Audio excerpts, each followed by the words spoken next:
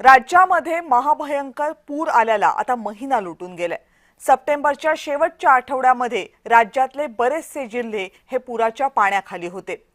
लाखो हेक्टर शेतीचं नुकसान झालं। राज्यामधली 65 लाख हेक्टर जमीन जवळपास पुरामुळे अक्षरशः चिखल झाला। या जमिनीवर असलेलं खरीपाचं पीक हातचं निघून गेलं। अनेक जिल्ह्यांमध्ये शेतकऱ्यांची घरदारं सुद्धा वाहून गेली। सगळ्याला आता महिना लोटत आलाय आणि त्यानंतर सध्या केंद्राचं एक पाहणी पथक महाराष्ट्रामध्ये आलंय। केंद्राचं हे पाहणी पथक पाहणी करणार आहे पूरग्रस्त भागाची आणि मग केंद्राला अहवाल देणार आहे, ज्या अहवालाच्या आधारे महाराष्ट्रातल्या पूरग्रस्त शेतकऱ्याला केंद्राची मदत मिळू शकेल। खरं तर मदत मिळण्याची ही महाराष्ट्रातल्या शेतकऱ्याची ही पहिली वेळ नसणार आहे। या अगोदर राज्याची मदत जाहीर झाली होती। जवळपास 32,000 कोटी रुपयांची मदत राज्य शासनाने शेतकऱ्यांसाठी घोषित केली होती।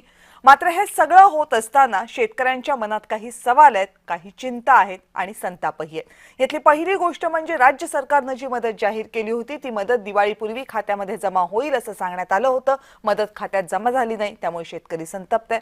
दुसरा शेतकऱ्यांच्या संतापाचा भाग हा आहे की पीक विम्याची जी रक्कम शेतकऱ्यांच्या खात्यामध्ये जमा होणं शक्य होतं, जमा होणं गरजेचं होतं, ती जी रक्कम शेतकऱ्यांच्या खात्यात सध्या जमा होते ती शेतकऱ्यांची थट्टा आहे की काय असा सवाल शेतकऱ्यांच्या मनात आहे। आणि त्याचं कारण आहे या रकमेचे आकडे।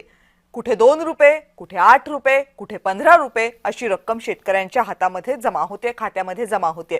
जिथे नुकसान लाखोंचं झालेलं आहे, जमिनीवरचं खरीप गेलेलं आहे, रब्बी येईल की नाही याची शंका आहे, तिथे जर अशी मदत येणार असेल तर शेतकरी संतप्त आहेत।